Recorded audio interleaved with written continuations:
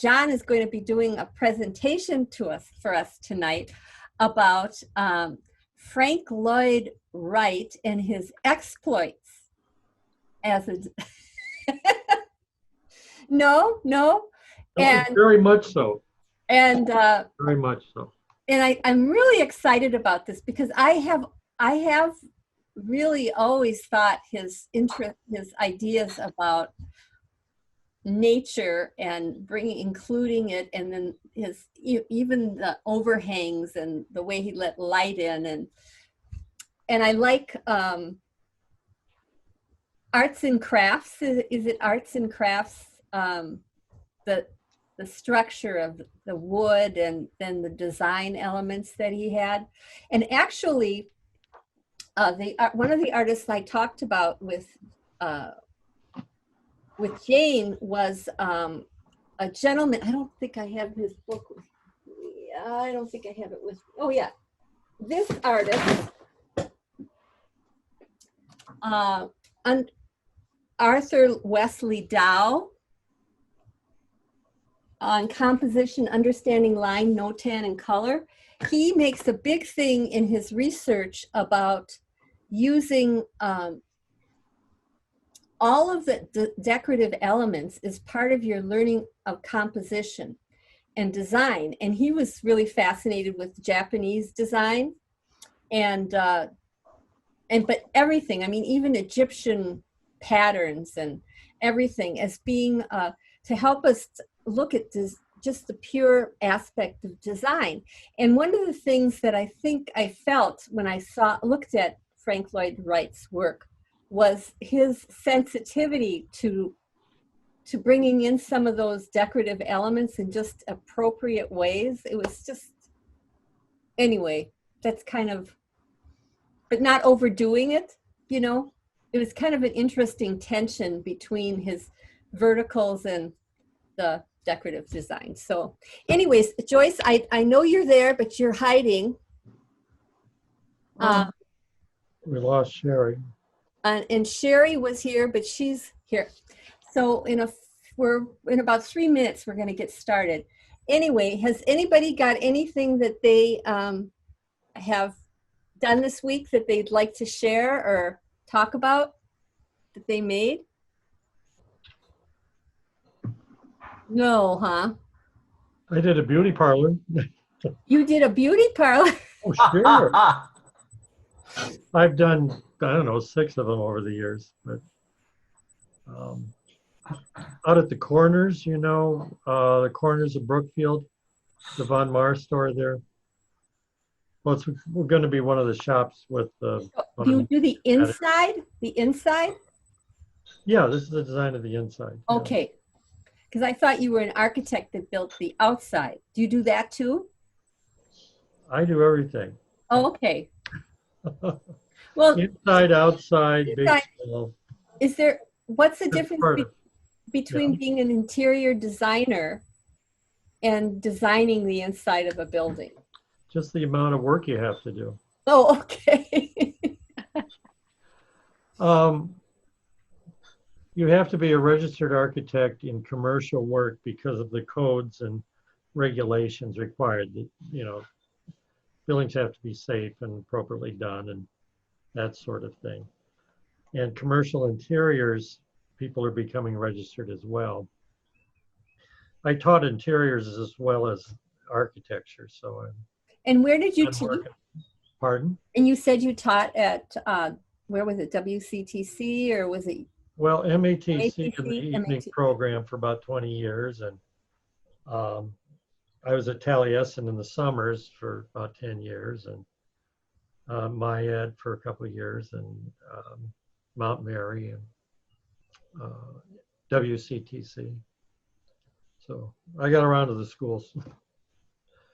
But it was in design or practice of architecture and interiors, that sort of thing. Well, I don't know what happened to my friend Cherie, but I said that we would start at 7:15, and so I would love to let you guys let John go, and then we're gonna to let us maybe at the end have, if we have more questions or anything we can ask him about,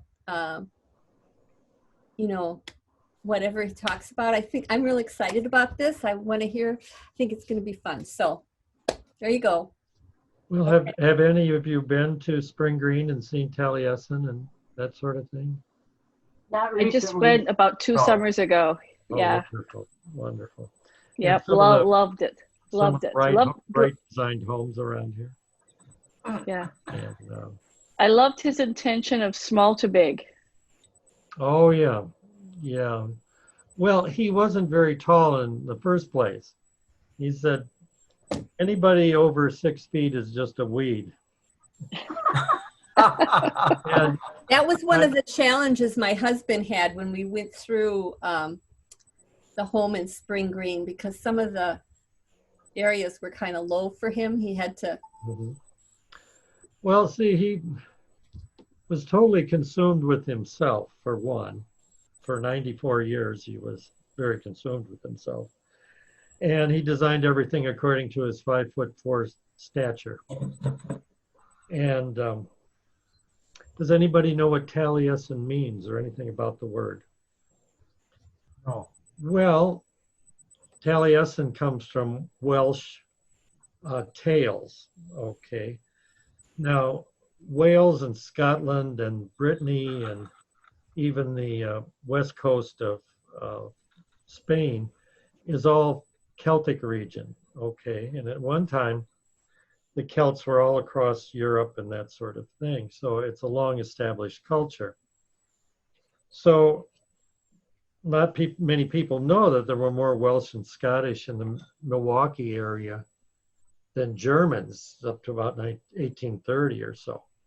And they settled in the western portion of Wisconsin called the Driftless area. And that's because the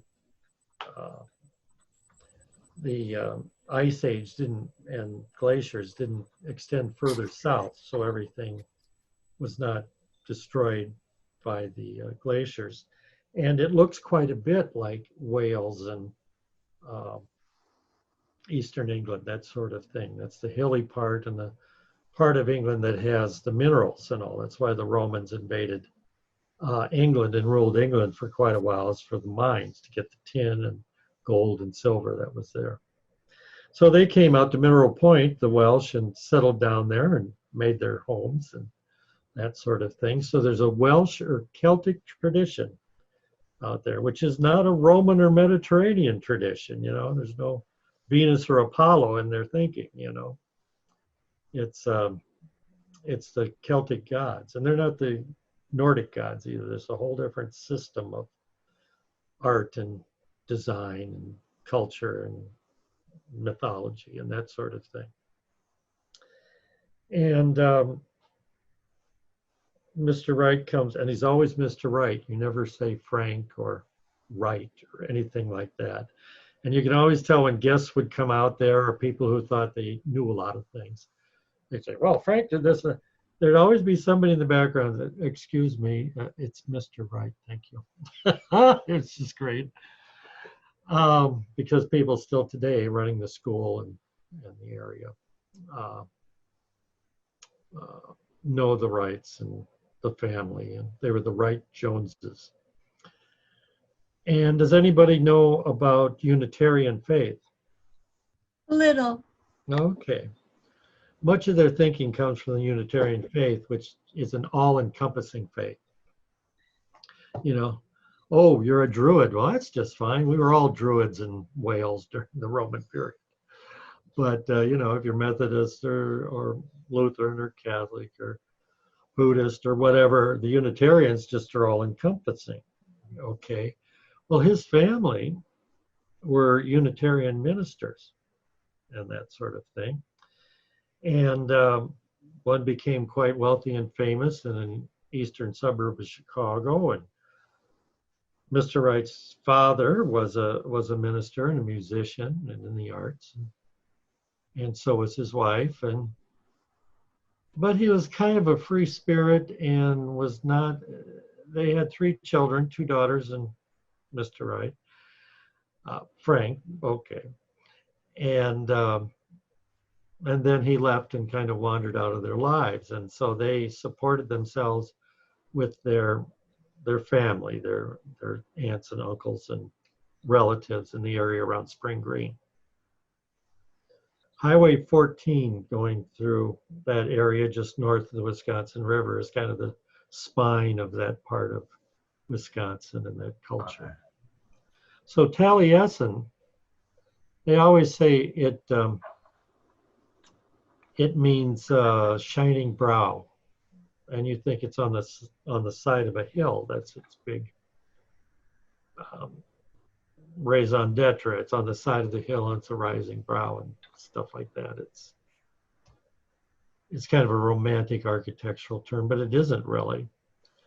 It's the shining brow is that of a young golden youth, of which Mr. Wright fancied himself, being the only boy with two sisters. And did we lose everybody? No, we're here. No, I just put them on. It's okay. Go ahead. Go ahead, John. Oh, okay. I've got some photos I can show in a little bit. I don't know Showing what happened family to now. me. I'm playing around with something. I'm being naughty. Go ahead. Well, I just wanted to set the stage for his personality, and you know, his life was one of extreme independence, extremely focused on art and nature, organic. He was very much a man of his time, turn of the century, great thinker, and he was with them. Architecture changed dramatically at the turn of the last century, and great theories developed. You had Steiner. People know the Steiner movement and the farming movement here in Wisconsin. And What was Steiner's first name?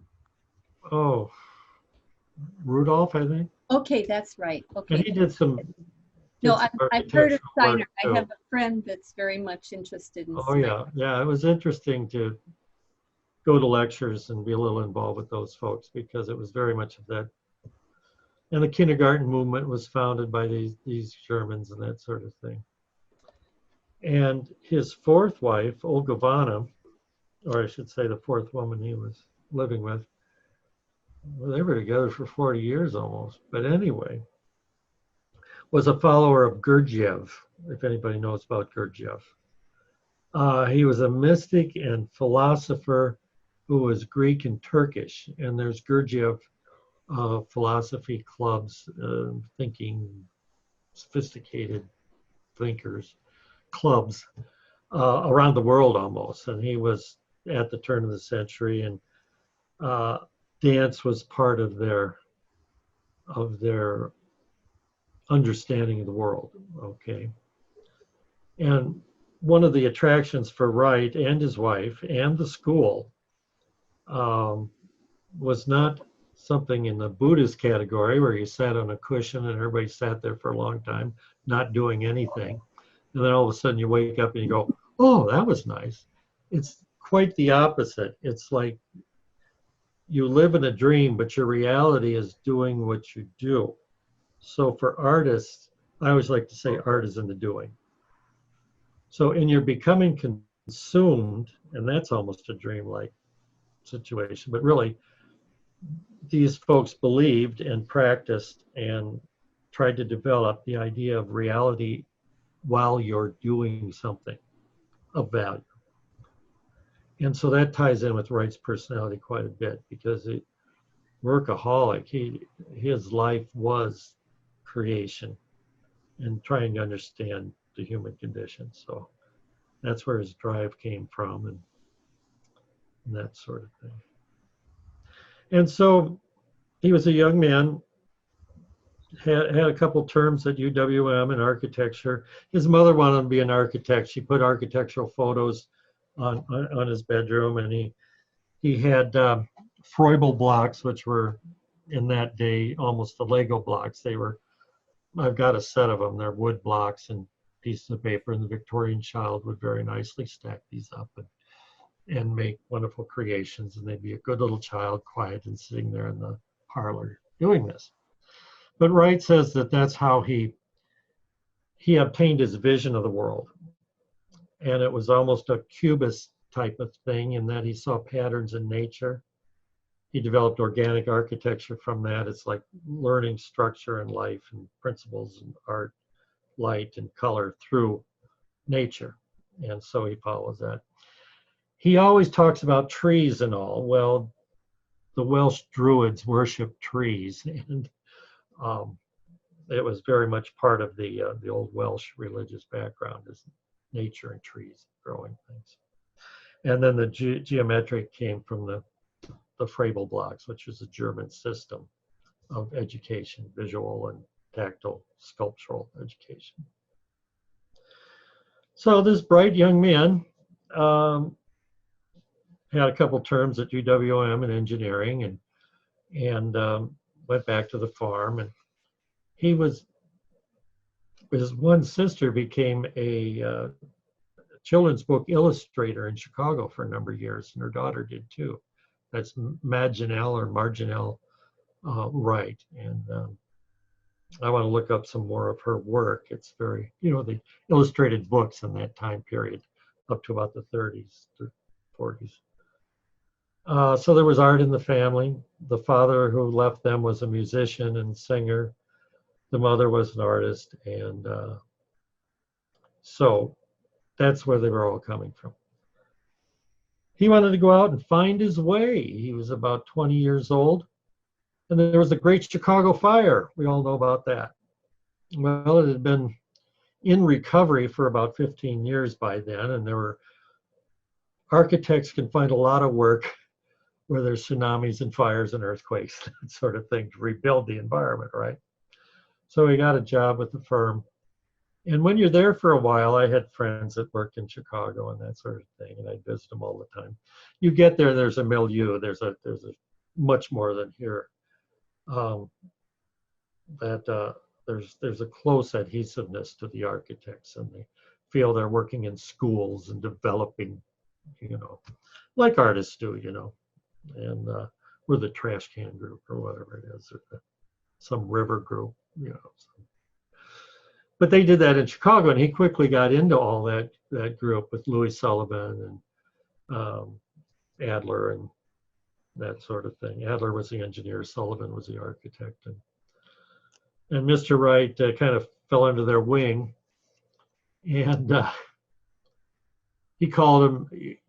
One of the books you got to read, okay? To get in the romance of the period, of course, is Frank Lloyd Wright's autobiography. Still published today, the autobiography of Frank Lloyd Wright.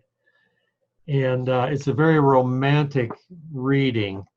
And you read about the mythology and his dreams and why he does this and all of this. And he called Sullivan his master, his maestro, or his Mindliebe, Meanwhile, Mr. Wright was starting his own firm by taking customer clients.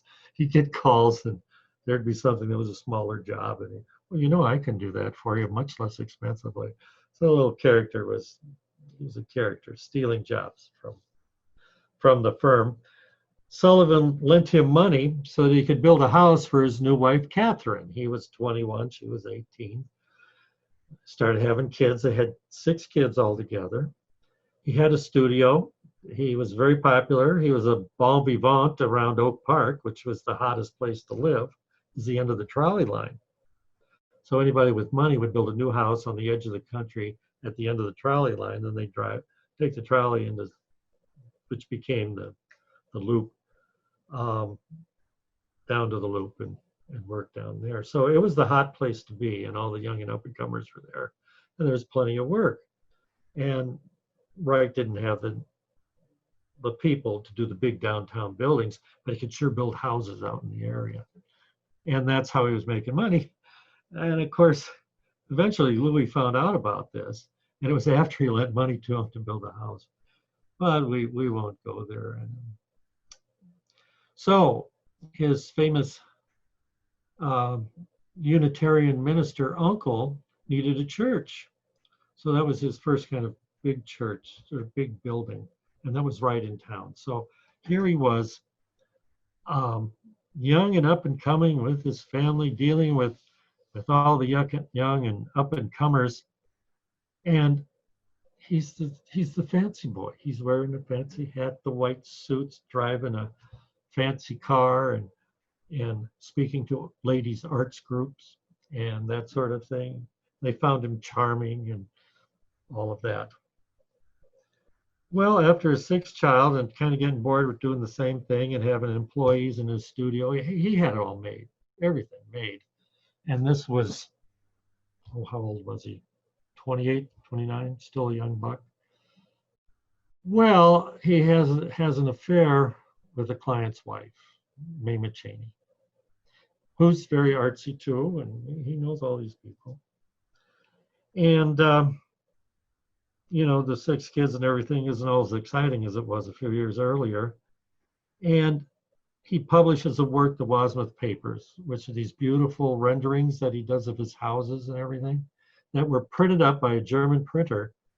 It's going hog wild in Europe, selling these prints, these beautiful prints. He and Mamie get the idea, we're going to go to Europe together and run away and just have fun for a while. And it's all work, you know, it's all work. Well, quickly, they say his work, a lot of it he picked up while he was in Italy. He liked the Italian villas and that sort of thing. And he always had a romance with the Japanese aesthetic, okay? So he was started borrowing, and his time period was in the prairies off Chicago, was the prairie style. He wasn't the only one, he didn't invent it, but he was one of the leaders of that.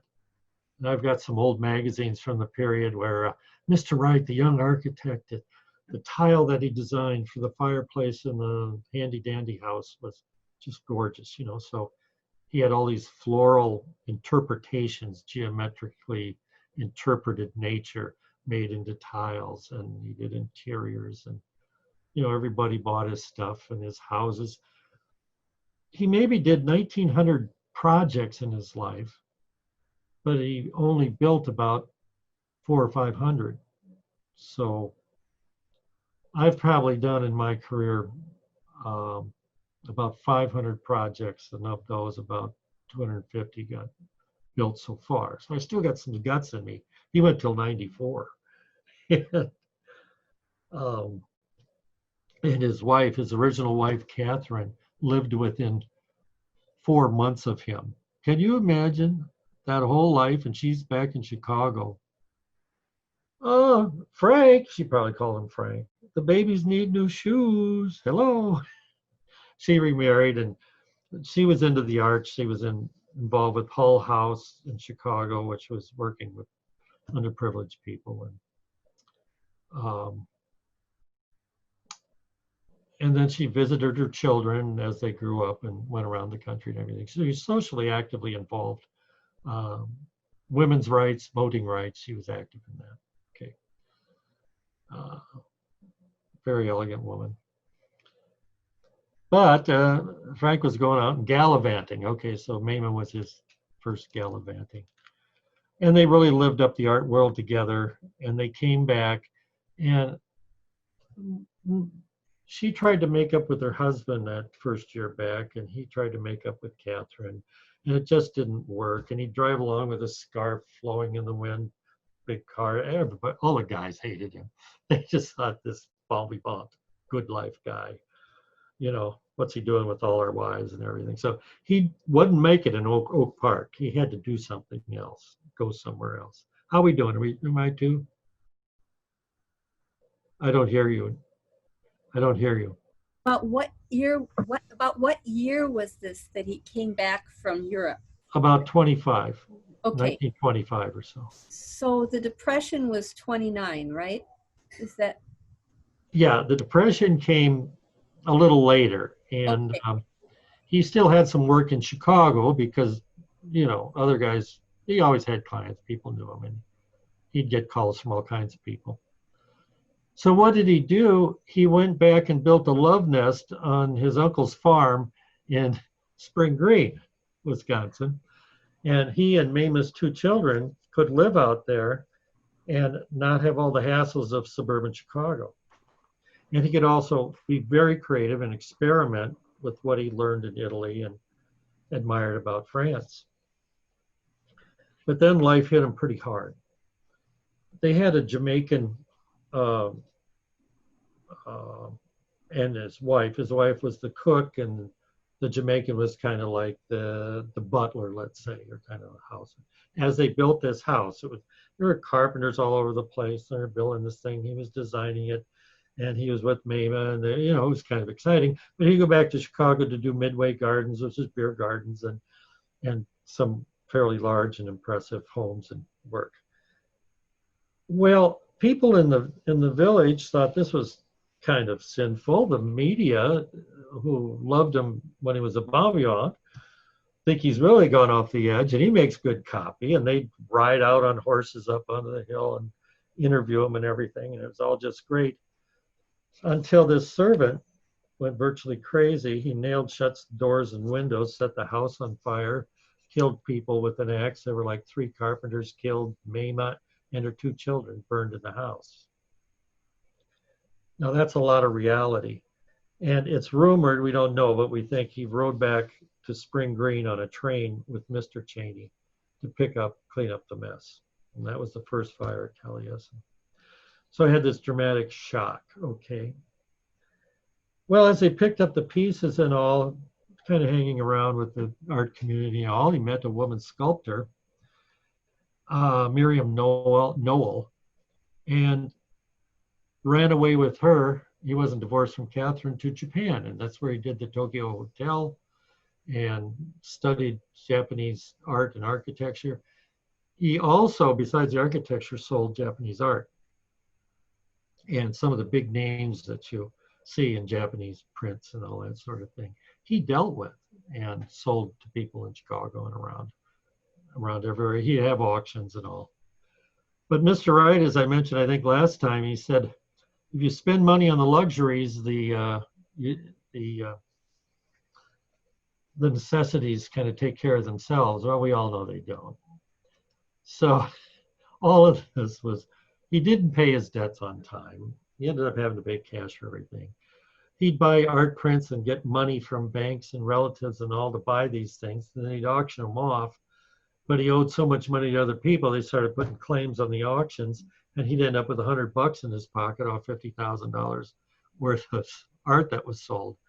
And it was probably worth about $100,000. So it was loss. I mean, throughout his life, the poor man was always running from creditors. Okay. And Miriam, he married her to keep the relationship going. Now, that's not a good thing to do. It isn't when you're a teenager. Certainly isn't in your early 30s. So right about that time, he was in Chicago, and he saw this Montenegrin dancing woman with the dark flowing hair, and that was Olga Vanna. And she was with the Gurdjieff dance troupe, which was all the thing, at the time in Chicago, to go to these things and join this group. And for thinking and dancing and doing and whatever your craft was and all. So Wright was just sucked right into that type of world. Well, about a year after he married Miriam, he wanted to get divorced. She wouldn't divorce him. She hung on like a dog, just grabbing on. One day she'd go into the house when he wasn't there at Taliesin and just say, "Oh, this is mine, this is mine. Oh yeah, I'm going to take this." And she'd load it in her car and drive away and then sell it for income, And I looked her up just to learn a little bit more about her. And it said that her career was opium addict. That was her living. So I don't know, that was her occupation, it said, was a drug addict. And so he had this type of problem in his life. And meanwhile, he's creating all of this. So just like the Baroque was a horrible militaristic period with wars and all that sort of thing, and some of the most beautiful artwork was created in turmoil. Wright did that during his personal turmoil. A lot of it created by himself. And the thing is, his family motto, do you have mottos for your family? The motto was truth against the world. Well, a lot of it was his invented truth, because his philosophy was, it's so hard for me and Olgivanna to live in this world when we make decisions so much more difficult than the average man. They have their churches and morals, and we just have to live life by our own standards. It's so difficult. You know, and that went over with the locals also. And he was taking young people across the borders with Olgivanna while I was still married to Miriam Knoll, across the Illinois border, and they were arrested for crossing state lines with immoral purposes, and that made the news. Yeah, it was just turmoil. And finally, she went away, and he was supposed to support Miriam for all these years. Of course, he never paid. You know, and around town they said he spent too much, married too often, and paid too seldom. That was what his reputation in town.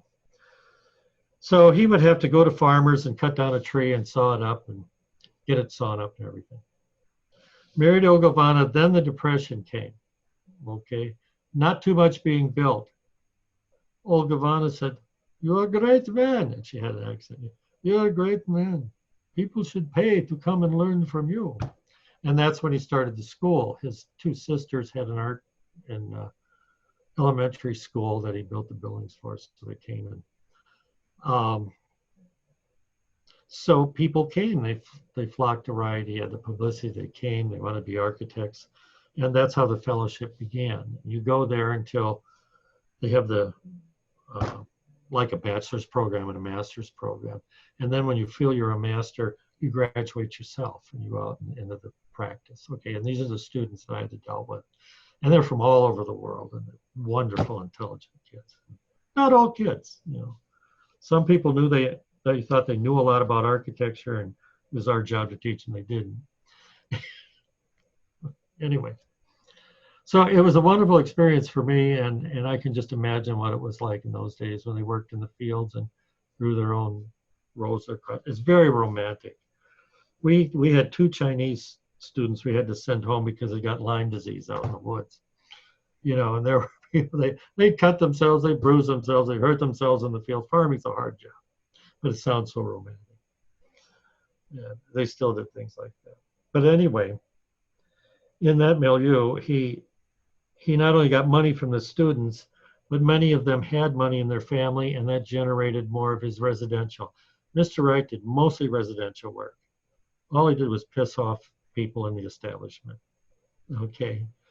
He was in the competition for the courthouse, okay, which he called a mausoleum with all this Mediterranean glop on it and everything, you know. Well, they kindly asked him, "We don't need to hear any more from you, Mr. Wright." He went down to Florida to design, I forget the name of the university, but it was a university down in Florida. And he went down, and "You people live in these miserable white boxes down here." He told them to their face, "How could you live like this?" Of course, he could design better homes for them, right? So he would step on everybody's toes. But, you know, art isn't always very nice. You know that. You know, you can do art that's, you do it and you don't get credit for it, or people don't like it, or some people like it and you don't know why. But you know, I sold a painting at the fair. I was going to throw it in the trash barrel. You know, I got $300 for it. So I don't know. So things started recovering, and we got into World War II, and he was a pacifist. He kind of liked the Russian way of life, the Soviets and all. You know, I mean, this was a brave new world. They were standing up against a man that he was, you know, he's capitalist that he had trouble with, and you know, they were standing up to him. And he didn't want his students to go away to war. He thought that was foolish. Go get yourself killed. You're a talented young man and you're paying my tuition. So he tried to encourage them to be conscientious objectors and that sort of thing. So he wasn't popular with the mood of the time of go in and get the Japanese, and he was selling Japanese prints, you know, and known for that. So once again, he retreated to Taliesin. But after the war, all of a sudden there was this rejuvenation. He came in and he was doing fantastic buildings. And talking about art, the Guggenheim Museum was interesting. He and Mr. Guggenheim, Solomon Guggenheim, saw eye to eye. Great client, loved Mr. Wright. And he was into non-objective painting, Mr. Guggenheim was. And this was to be a temple to non-objective painting, abstract painting, to stand up against Metropolitan Museum, just kitty corner. You know, we're not having any of these columns or anything. And Mr. Guggenheim died before they actually started building it, and Wright died before it was totally complete. But the idea is that it was a round building. If you're familiar with it, I could show you quick pictures if we have any time. And it was curved, and you walked up this ramp and everything. But now it wasn't for the public necessarily. This was a shrine to abstract art, the rebellion, art with a purpose to rebel against the academy and classical representative art. And they scathing articles like, how can you go up a slanted ramp and look at a painting that's mounted horizontal? Well, if you're a non-objective painter, what you're trying to do, you don't even want a frame to make it look square. You want your images to float off and become entities in themselves. Or maybe your drive is to just paint it so the paint is so thin that you just, you know, it's just, where's the canvas, where's the paint, whatever. It's, you're trying to make your stuff a thought, you know. And so this is the type of art that they were trying to develop after the war. And we know all the names and all of that sort of thing. You're getting into it. And well, Guggenheim had to put in his will that money was to go to finish this shrine to art. And that kept it going.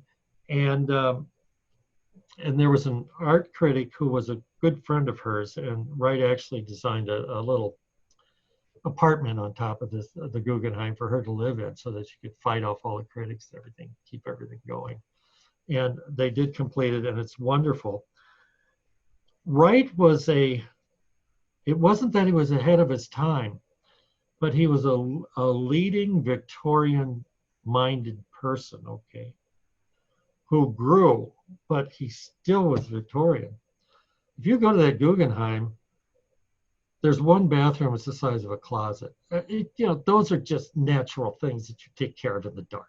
You know, you go out to the outhouse in the back, you know, so he put an outhouse in the middle of the Guggenheim, basically, okay?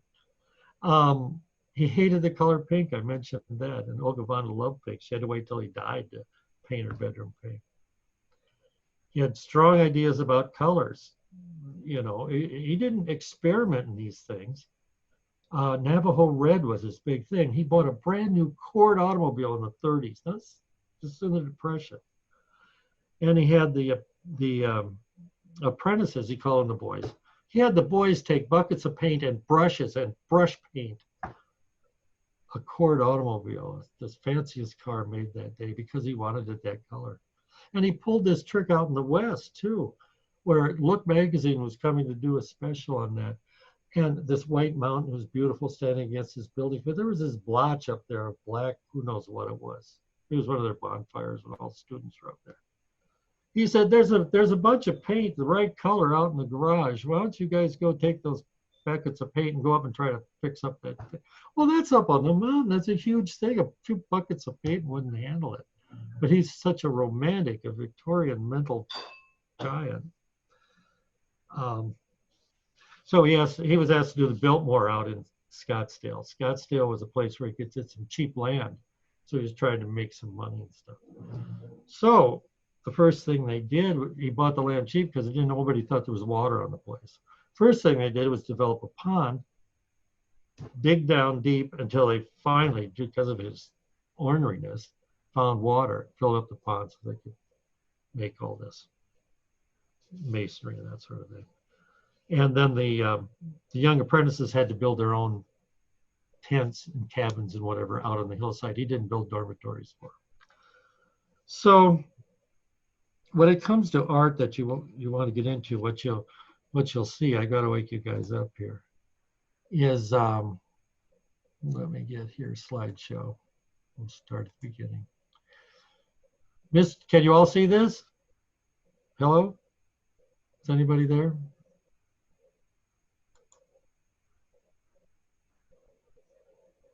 Maybe there isn't. All we see is you right now. Do you know Oh, want you to know don't how to see share? that? You have to share in the middle. Oh, I had this set up ahead of time. Okay, no, that's okay. If you want, let me see if I need to. Now I had this problem with Okay, share screen. Jane one time. If there's Host disabled participant screen sharing. Okay, well, let me turn this off. Okay. Sorry about that. I didn't have a way to. no, it's not a problem. No, it's not working. Jane, we had a problem once. You were sharing something. Right. And I don't remember with the one we had together. I know usually I could just share screen, but I think you have to enable it on your end too. I know, I'm looking here. Yeah. It says host disabled participant screen sharing. Okay. Yep.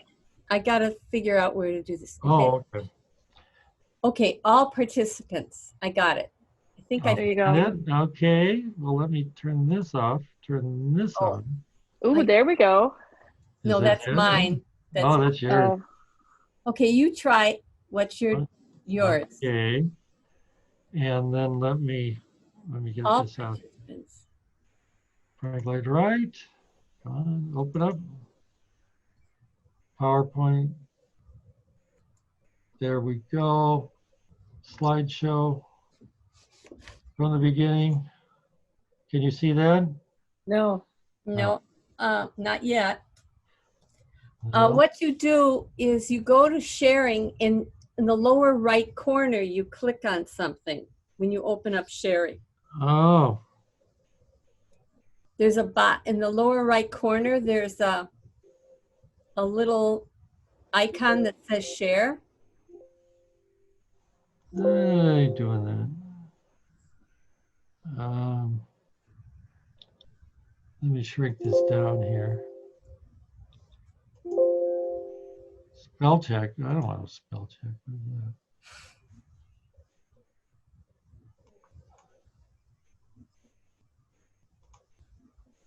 I think we've got something. There No, it is. there it is. Ah, good. Okay. Yeah. Thank you, ladies. There we go. Now I'll do a start here. And I'll just go quickly. Today I've got all these computers and cell phones and printers and plotters and all that. Wright had a piece of paper and a pencil and sharpened it with a penknife. Sharpened it with a penknife. That's all he needed, And it's just, I look at that picture and I think of that. Here's our little Fauntleroy at age 10. Here's the Klan. And Mr. Wright is somewhere in here, but he's a little guy. Where is he? Over in the corner somewhere. Anyway, that's the whole Klan. Oh yeah, there he is. Look at him. He stands out with his little kerchief and everything. But this was his father who ran away and just didn't like the family life. So you wonder if that's where some of this belongs. And here he is with his family at their house in Oak Park. That's his mother, Anna, and Catherine with the baby. And like my mother and grandmother said, no home is a place for two women to run. And out in the farm in northern Iowa, I guess my mother watched that go on. And she said, nope, I'm not having any of your wives in my house living. And there's Mama Cheney. And here's Miriam Knoll, the poor dear. And here's old Gavana and Mr. Wright with his little porcupine hat that was made in Paris, by the way, of course, and a cane, and he loved to wear capes, that sort of thing. This is 1910, while he was working with Louis Sullivan, there's the church for his uncle, and a typical house, prairie-style house with the roof And these patterns, you see the development of patterns. And he got that from Sullivan too. That was very much in vogue at the time. And this geometric patterning we can do so easy with computers now that we're seeing some of that now come out in architecture after this stark glass boxes that mean nothing, as Mr. Wright would say. This was a dramatic church. Where's all the windows? Well, the light filtered in and created a mysticist environment, which is perfect for Unitarian church and being all-encompassing in your beliefs, okay? Unitarian church for the Unitarians. Now, this was an office building with an atrium in the middle.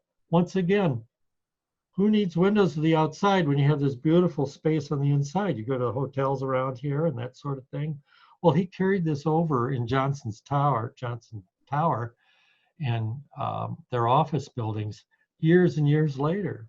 You know, he's still holding on to his beliefs. The grid system was nothing new. It came with steel construction. But what Wright did is he breathed life into it. When I was talking about St. Ambrose Cathedral in Paris, was built in the late 1800s. And it was all done by machine cutting the marble and everything.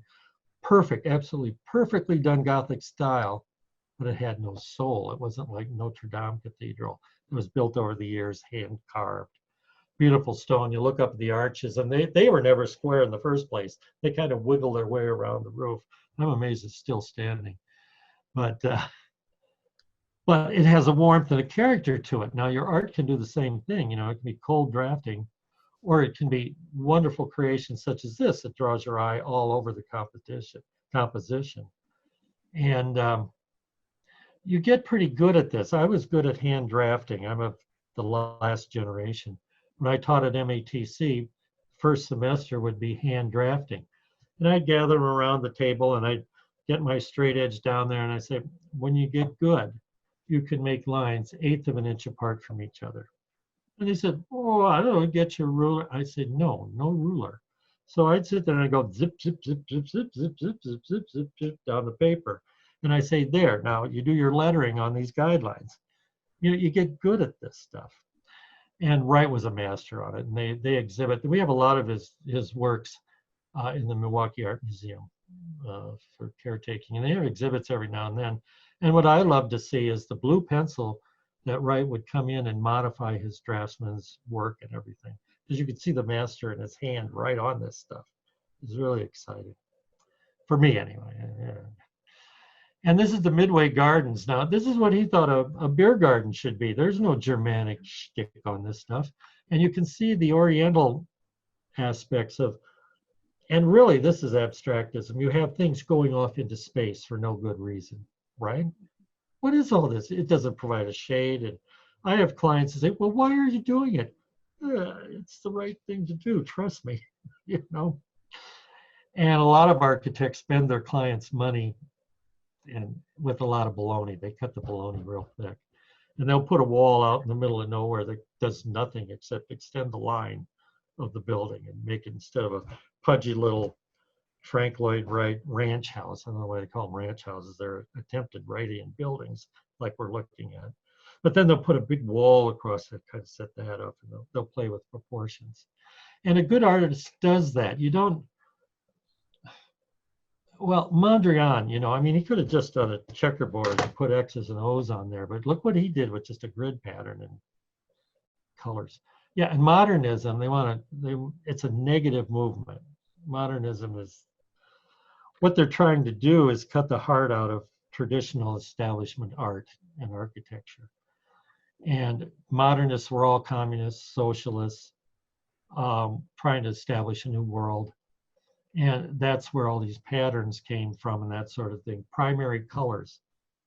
Well, see, there's no blending or, you know, messing around with that. There's no pastels and shades and all that. I'm using a red that's obviously a red. And you'll have abstract artists, there's one down in the museum that's, well, red. Well, now is that the real red? No, it's kind of an orangey red. Or when you look in the light, it's yellow red. Or what, you know, this guy spent his whole life studying what's red. You know, a lot of modern art is experimental and people trying to prove a point or discover something that's going to magically appear to them. And they'll spend a lot of hard work doing it. And it took postmodernism to kind of shake that off and say 3,000 years of architecture wasn't for nothing. So I was involved with the postmodernism before I went and worked in the Middle East, and it just really grabbed me, because in the Middle East it's all architecture and design for a mystical environment. It's non-representational. Only God makes representational images, you know. It's all geometry over there. And Wright loved that sort of thing. He wanted to find an American architecture, and a style system is a vocabulary and a grammar. Okay. Every board, every brick, every color, everything you do is part of your architectural vocabulary. And you artists have that too, right? If you want to go do something, you have to understand your vocabulary, whether it's your paints, how you're going to blend various things together, forward, back, and all that. Your second nature, that's your vocabulary. And then your grammar is how you put it together, okay? And the creative design process is hard work so that you know what you're doing, you have confidence in yourself, and you have an end goal. I'm going to paint that tree, and what I want to get out of that tree is this, okay? It's not representing a photograph, okay? It's not painting a puppy. It's you got to have to want to do something with that idea, that image, that environment you're in, okay? And that's the years of hard work and knowing your environment and your grammar and your vocabulary. Do I sound like a teacher now? Anyway, this beer garden didn't last too long. I think it burned down too. But he was working on this when he found out about Mema and the children. So when he went away to Japan with Mema Cheney, this is the hotel, Tokyo Hotel, the Grand Hotel, and they have earthquakes, as we all know, in Japan. And this building, this brick building that should have shaken itself apart, survived the earthquake. And he got a lot of press out of that. And what he did was compare his foundations, which was a simple pier type. Tokyo has kind of mushy soil. A lot of big cities have crappy soil, by the way. Berlin is horrible. But they put pilings down in there, and then stones on top of pilings, and built this up. And it had metal clips between, just like they did in the Parthenon, except the Parthenon's built on a rock. They didn't have to put the piers in. But he compared it to the nature of a tree, where you put the roots down in, and the tree will sway in the wind and in the movement. And so he is always going into organic architecture, referring back to nature and the lessons learned from nature. Oops, I don't want that. He took things. This is a warehouse in Richmond Center, where he was born, and you know, everybody, they find out you're an architect, or you know, or Wright's from this area. Can I have a Frank Lloyd Wright home? I gotta have a Frank Lloyd Wright home. You know, everything. I think every architect has a couple of Frank Lloyd Wright projects that he's designed. I've got a house, and I've got a bell tower for the, believe it or not, the Hull House people in Chicago. That at Timberley, anybody know Timberley Resort for Children? It's done by a lot of Wright people, former Wright people, and I had the good fortune of designing a bell tower that calls matins or people, this is time for lunch, come on in, kids are out in the lake and everything. They had this bell, and I got the chance to design that. I'll show that to you sometime. And but this idea of American architecture also includes South America. And what you do is you start seeing Mayan motif in this. Now, he was working on buildings in California at this time. And the idea of making a concrete block with a pattern on it so that you had a module that's repeated. And each module has a pattern on it. And you can stack them up in stack bond. You can put them one over the other as running bond. You can put them as soldier course vertically. And this pattern that he developed would develop other patterns. So it's pattern on pattern. Okay. And you can use that in all types of printing and fabric work and sewing and stuff. And so he got into this in the just after the Second World War. Not too much longer. This was one of his first projects for his uncle. He was a young architect, and it's called Romeo and Juliet, and it's the weather mill. It still stands up there. They've done little repairs on it. He does 19, oh, what was that? Oh, 05 or 4 or something like that. And what it is, it's two tubes that are put together. Okay. Romeo is the tall, triangular, strong spine of the two. And then we have Juliet, the delicate little basket that goes up the side and clings to Romeo. So see, there was a romantic purpose on a building, a high romantic Victorian image from an early age. Here's the Guggenheim. Well, you can just see in the back here a little bit, there's a building. There's a firm, Mitchell and Jurgela. They were real popular in the postmodern world. And they got the commission to add an office building on the back to manage the Guggenheim Trust, where you get the Guggenheim Museum over in, what do you call it, Spain, Barbella or whatever it is. Anyway, they put this rectangular building on the back and had a nice pattern on it and everything. And the joke in the community is they put the tank on the back of the toilet. So there's some nasty critics in architecture. And if you ever want to read about architecture and critics, you got to read Ada Louise Huxtable. Here we go. Ada Louise Huxtable. And she was the design critic for New York Times and Wall Street Journal and stuff. And she's got books out of her essays like Kick a Building lately. And she's just vicious. She's great. And this is one of the few buildings she likes. But yeah, here's the office building behind it. So that's the tank on top of the toilet there. I don't know. What's this, the bidet? Anyway, there we go. Now, this is what I was talking about. You got a ramp on the inside, and then you have artwork that's mounted on these walls. But what they did is they made instead of doing it like this rendering, and this is the type of rendering that Wright did all the time, sketches, colored pencils and all. It's just beautiful. He had some employees do it. His furniture, some of his apprentices built, but he had people who made furniture. And we've had exhibits at the art museum with that. But this ramp goes up, and then it levels off right here in this seating area so that in the end, the paintings, which are rectangular for some unknown reason, are parallel with the floor, and the world's good again. Okay? So that's the inside of the Guggenheim. And I love this rendering. They always throw in things like the little girl with the yo-yo. That's where I kind of got the little girl on the cable car at the fair losing her slipper. You know, these little things. You can have serious art, but it doesn't mean it all has to be serious. And here we go. And it's all a grand illusion anyway, like I say. Talk about illusional or delusional architecture.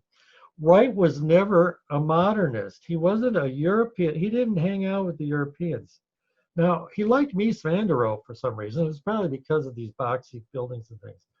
But a lot of the other, he liked Eero Saarinen and Elio Saarinen, his father especially. And Eero did our first building down at the Milwaukee Art Museum, you know, and the St. Louis Arch and other things. And he liked the way that they thought. And Eero came up with these big things like the St. Louis Arch. And Wright was saying, yeah, that's the new, you know, we're in this whole age of exuberance. The war is over. We're going crazy. We're using all materials and we're going to go to the moon. I'm going to join that crowd. And so he came up with things like these projects for Ellis Island here. Built it out into the lake. Now, does that sound like the Monona Terrace? It's when he designed Monona Terrace. And then here's a church in Madison. Here's our church in our Greek Orthodox church. Olga Vana forced him to do this because that's her religious upbringing. And it's a wonderful building. Trouble is that dome expands irregularly, and they can't keep a coating on it. It's really hard. They got sued for it. Wright was dead by the time, but with Taliesin. She died in 85, so she ran that school. He died in 59, so she ran that school. Wes Peters, who was 6'4" or 5" tall, ran the school, the educational part of it. He was married to Olga Vana's daughter. Olga Vana had a daughter with Mr. Wright, and her name was Io Vana. She wrote the first architecture book my folks gave me when I was in like 8th grade. And so I got drenched in Wrightism early by his daughter from Ogilvana. But anyway, she had a daughter named Svetlana.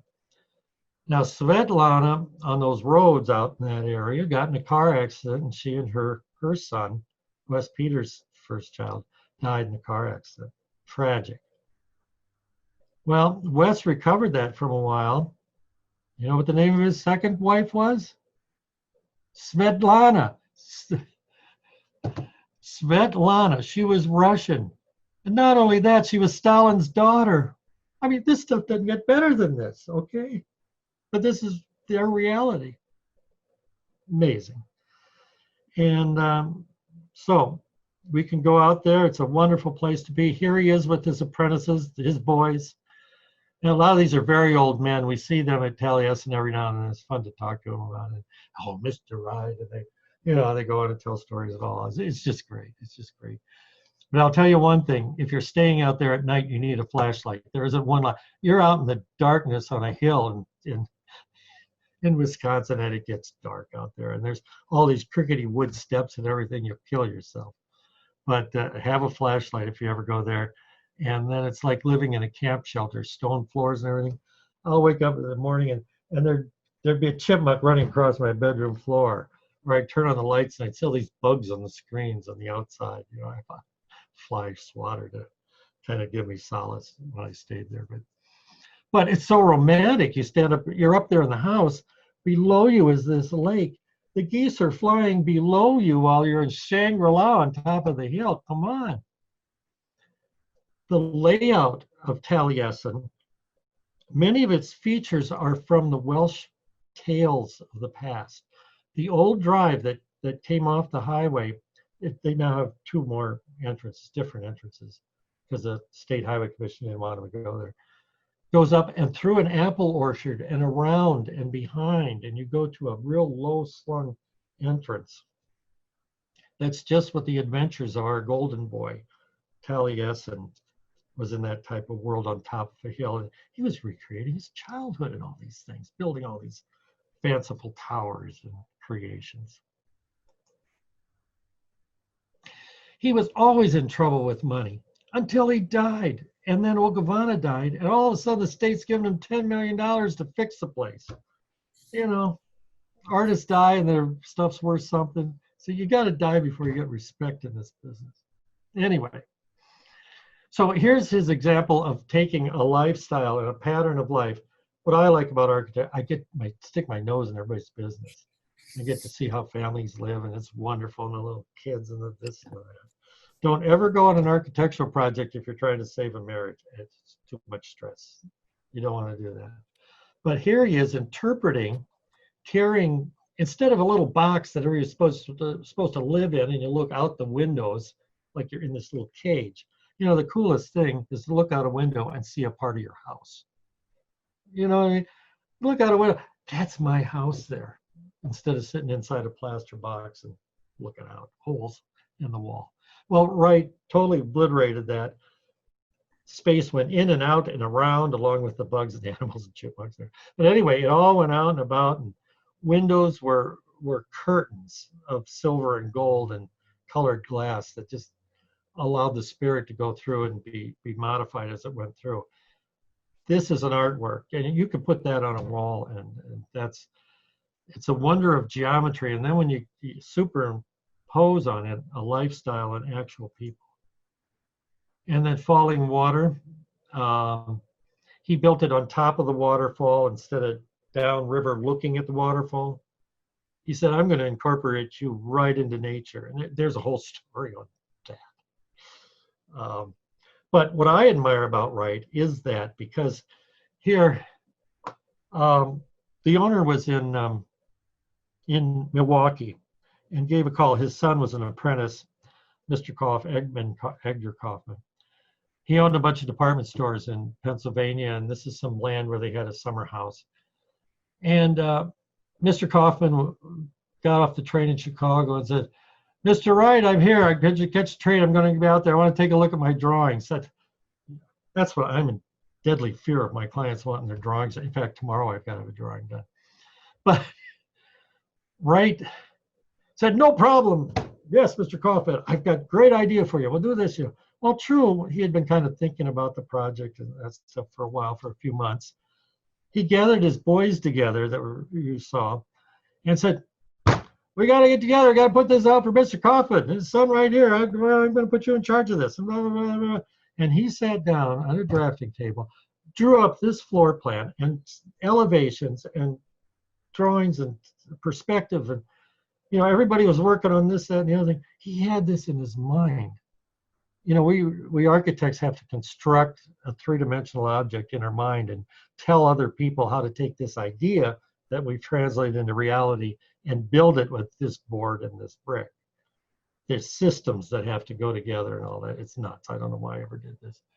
Well, I do know, but I was in 4th grade and I saw a building going up. I thought that was cool.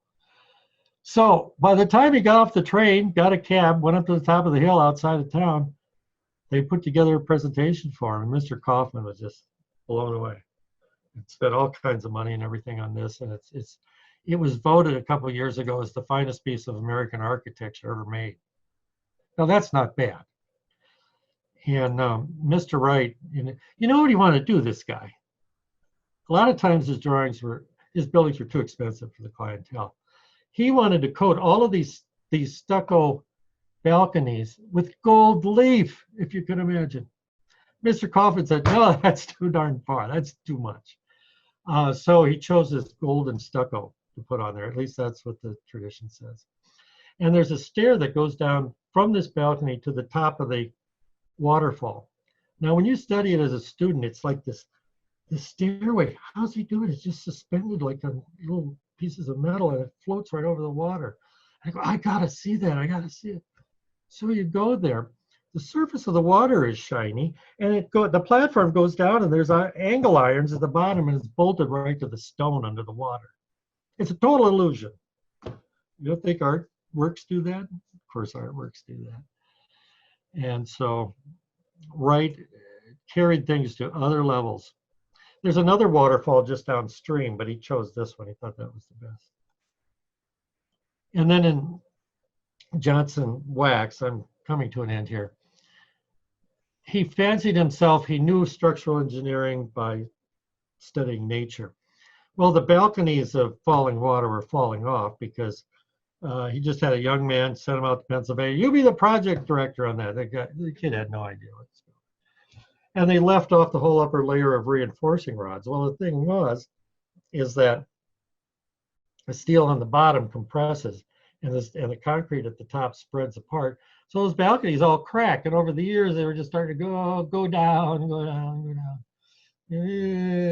like that. So they had to fix them, and to fix a work of art like that was like working on Notre Dame Cathedral or something. What do you do? Well, he had these Johnson Wax, no windows on the outside. Light came from the outside. The architecture itself was creating the beauty inside for people to enjoy. He designed the furniture, which I've sat hours in some of that furniture, and when they say it's uncomfortable, my God, it is. You've got students with their artwork, their projects up there. They treat them like presents for Mr. Wright. They always bring them out on Wright's birthday.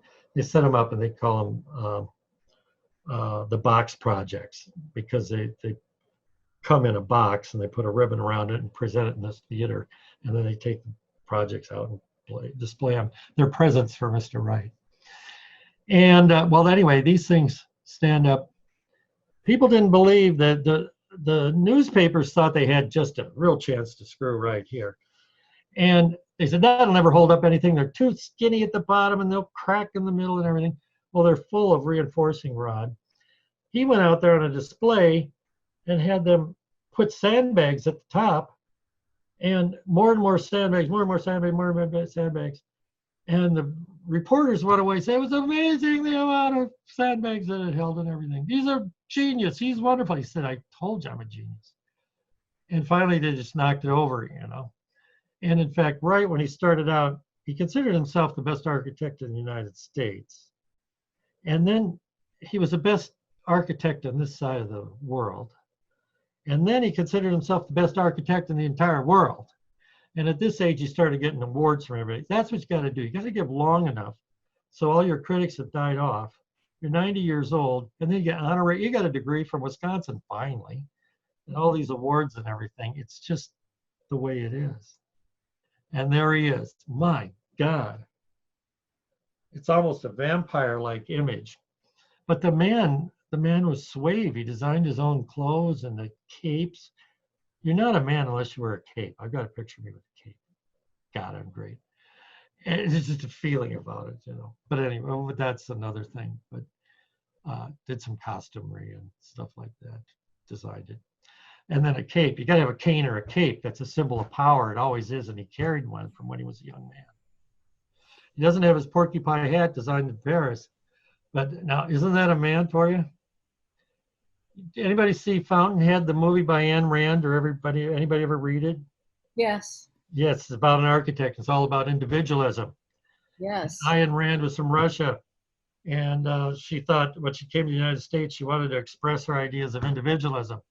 And Fountainhead is about this architect who would stand up for himself, and the right is right. And in fact, she modeled him after Wright, you know, his character, Howard Rourke, who all the women just loved him. Well, the last scene of the movie is Howard Rourke standing on top of the building, this high-rise that he had to fight for and all that. You know, when you sit there, you look at this picture, and here's Howard Rourke. Wright couldn't stand Ayn Rand. He didn't like her. He says, "Oh, that's the worst side of Russia." You know, they didn't get along at all. But he was very opinionated his whole life. And that's my presentation, everybody. Thank you very much. It's been long. Oh, thank you. Let's see, how do we do this? Oh, you want it turned off? We will stop. I can end show. Oh, there's some other ones here, but I've covered most of those points. Oh, you got to see this one. Oh, okay. Wright could design anything. Okay, you could go to Target and you could get all that silverware and things by Michael Graves. Okay, great postmodernist architect. Here he is, the latter part of his life, designing silverware for Target and salt shakers and this and that and everything. Well, Wright and a lot of architects say architecture, the design principles, the design process is universal. You can design anything. Well, yes, you can, Mr. Wright, but we don't see many cars like this running around. Can you see this? Do you see the car on here? Is that the wheel in the back? That's a wheel in the back. And the guy sitting there says, why should all the wheels be the same size? That doesn't make sense. Well, there's bicycles like that today. Well, yeah. The recumbent bicycles are kind of like that, aren't they? He also said, why have the same windows all around the car? The lane that you're opposing, why have windows there? Just seal that off. And there's a Japanese car. Whenever I see it, they kind of wrap the back window around the back of the car.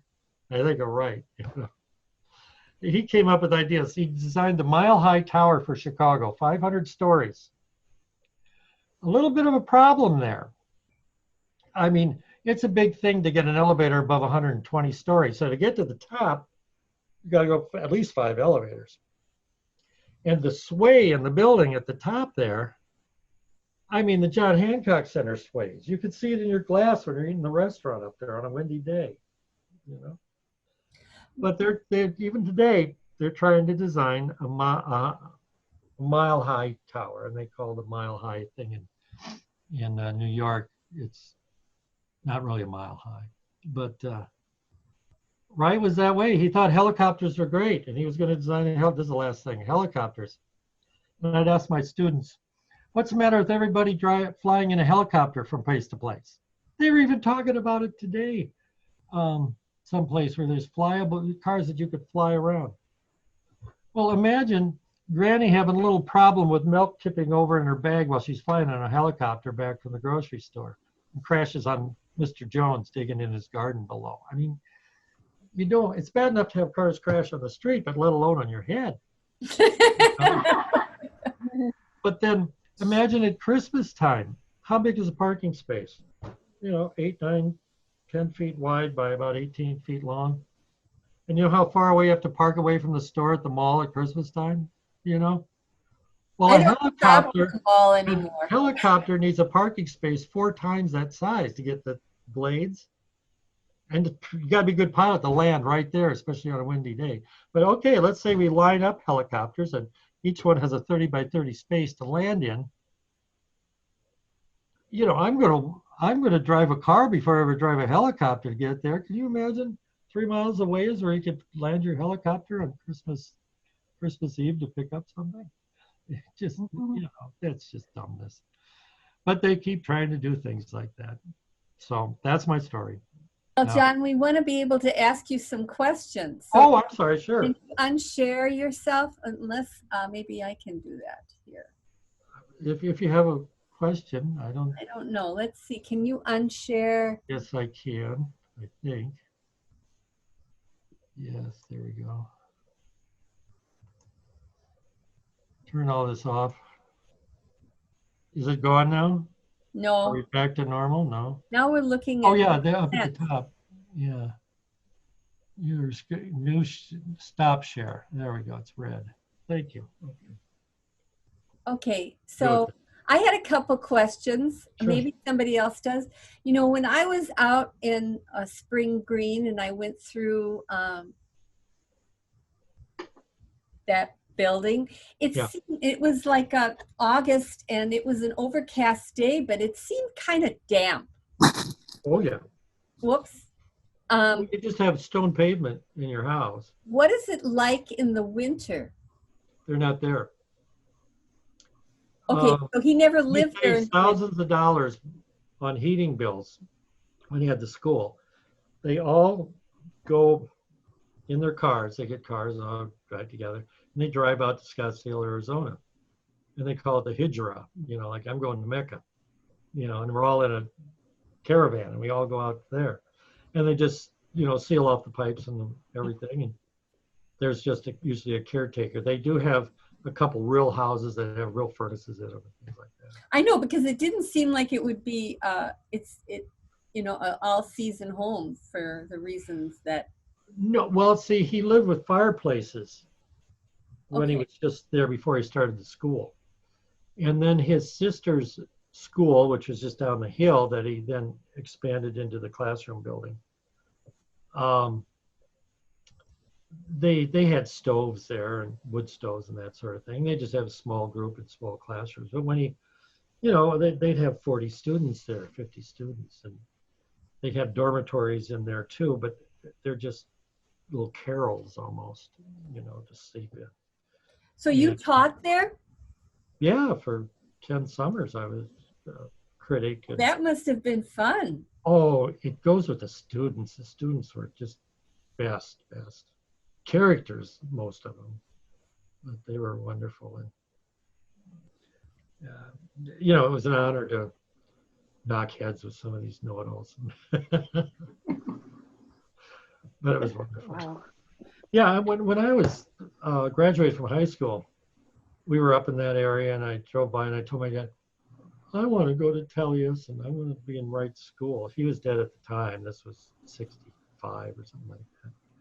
And he said, John, your mother and I want you to go to a good Catholic university. I went to the University of Detroit and Notre Dame. I ended up with. So I ended up at Taliesin anyway. So isn't that something? Life's strange. But it's a marvelous, it's a mystical place. In Pennsylvania, you showed us that building that you said was Water. the most beautiful piece of architecture, and that he built on a waterfall. Yeah, on top of the waterfall. Well, the water, well, it's cantilevered out over the water. But you could be in the living room and look down that stairway that goes down, and you see the water flow by. Okay, so that's a year-round home, though, right? Can be. Yeah, it can be. People did. Some people convert these. It was meant to be a summer home for these people from Pittsburgh. Okay. And, you know, that was voted by the American Institute of Architects as the greatest building. And they gave him the Golden Award, which is the top Architect of the Year award. But he chastised the AIA. You know, he'd say, you work for an architect, you're nothing but a draftsman until you go out and do it on your own. You know, he said, you people, you're a bunch of sheep and all that stuff, you know, and yet they couldn't not give him an award. He was always an outsider and admired. You know how some people are just, they're gonna sing their own song and you admire them, but you say, thank God I'm not them, you know, that type of thing. But he was sang by his own tune. Loved piano music. He didn't play well, but his sisters did, and always wanted to have music in the house. And flowers. They got people, students, their assignment is to go out and gather the flowers and keep the flowers going in the pots. And they still do. Wow. John, is there one of his houses that has a tree? They designed it around the tree that was growing through. Which one is that? A lot of them do. The back side of falling water has, it's built on almost a cliffside. There's a path that goes up, and there's parts of the house that go out and trees come up through the cantilevers. But in his house in Oak Park, his first house, the studio was built on the street, and there was a backyard, and the other house that her mother, or his mother and his first wife, Catherine, lived in, he connected the two with the playroom. He took out much of the backyard and made it a playroom with a domed roof in it. But the link between the front house where the original studio was and the living house in the back has trees growing out of it. Now that was 1890 something. You know, so he was doing that stuff from the beginning. And but see, the prairie school was all about hugging the surface of the land,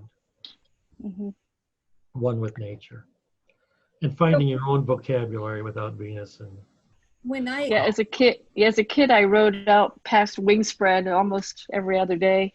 I lived up the road. There's a story about up the that. lake.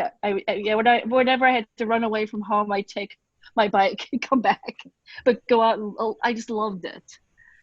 It was just such a great design. Oh, it's wonderful. It's wonderful. Yeah. Well, but there's a story about Mr. Johnson built that for his first wife, and she passed away, and so it was built for the first wife and kids. And then he married another woman a couple of years later, and it wasn't too long after they were married that he said, "You're gonna have to meet Frank Lloyd Wright." They were buddies, you know, and Wright always came and bummed money off him because he was always in money problems. And so he was staying at the house, and Wright was a control freak. Most of his furniture is bolted to the wall. You get everything's built in, and then you just get a few movable chairs. Well, there's two stories about that. I'll do the one that everybody doesn't know. So one night he was staying there, probably the first or second night, and the wife came down in the morning because she was making it her house, right? Her nest, her place, establishing it with her new husband. Wright had come in and rearranged all the furniture because he didn't like the way she had things done, and some stuff he actually put out in the yard that she bought. Can you imagine? She said to her husband, "I never want to see that man again. He is never coming in this house again." Wow. And the other one was they had a dining table that rolled into the kitchen. You'd set the table so you didn't have to see the servants and anything. And then it rolls back out from the kitchen. Okay. There's a slot about this high so it doesn't knock over a wine bottle, but it slides out. And that's the famous story where Mr. Johnson's sitting there at dinner and the water drips on his head from the roof. Wright had a lot of roof. He was always stretching technology.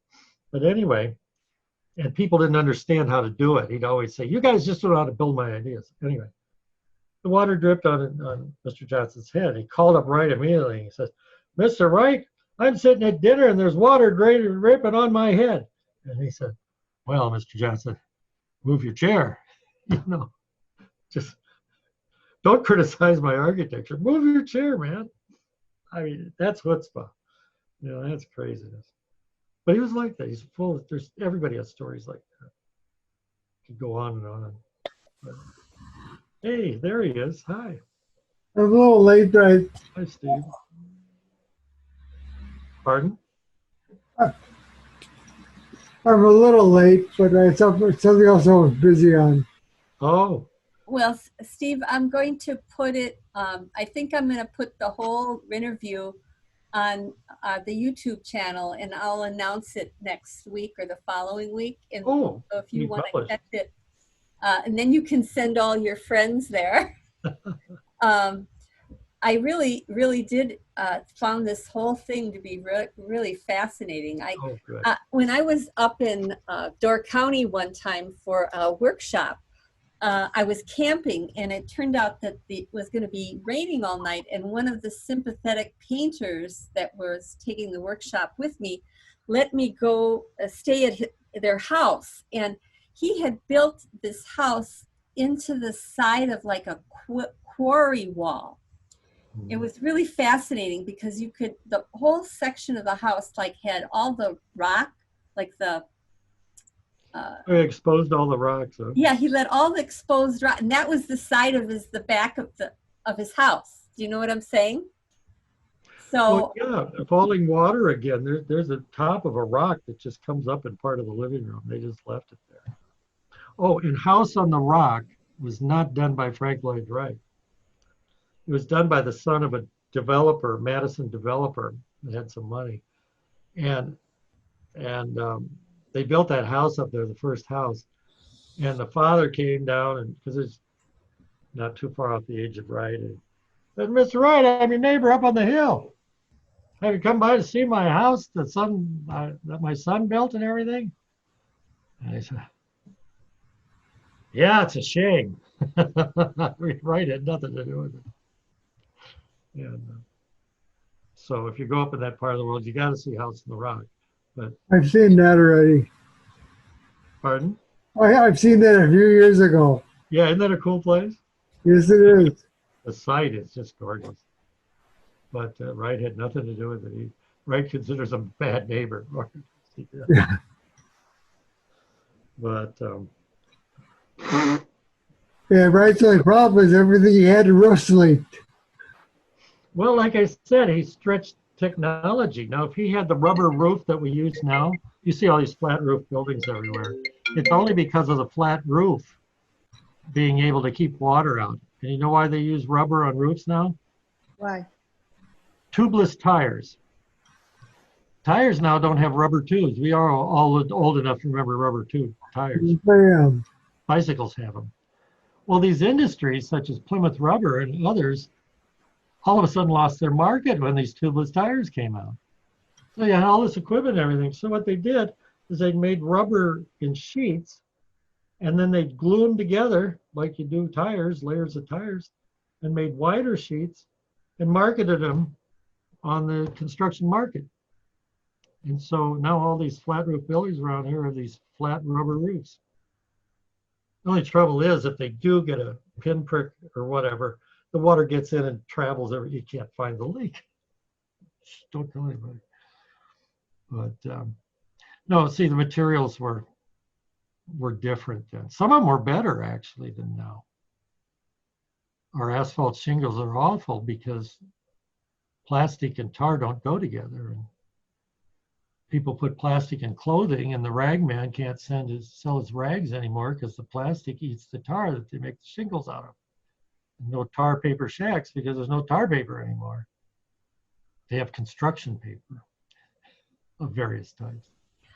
there is this type of building material where you kind of can make a cornice or something, and you blow it with foam or something. Yeah.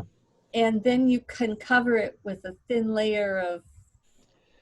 There's a building that I did in the village in Wauwatosa right by the stadium. It's a big brick apartment building, Stateview Apartments, right next to Left's Lucky Town. And in Wauwatosa, a lot of the schools and apartment buildings have these classical big stone balls up at the top, okay? Well, I thought I'd do that in this pie pond, this foam that you cover with this coating and stuff.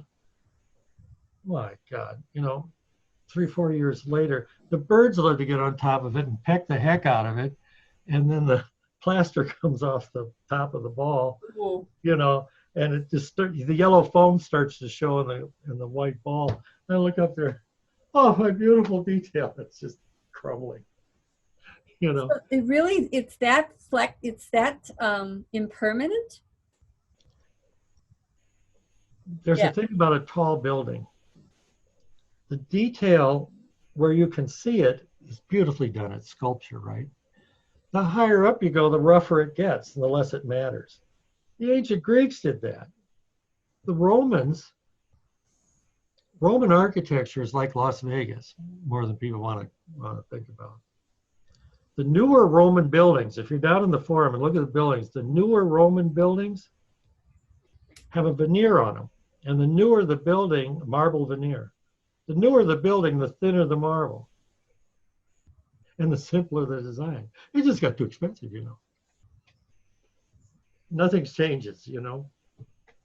So a lot of your plaster work and everything, it's not plaster, it's foam and it's painted white.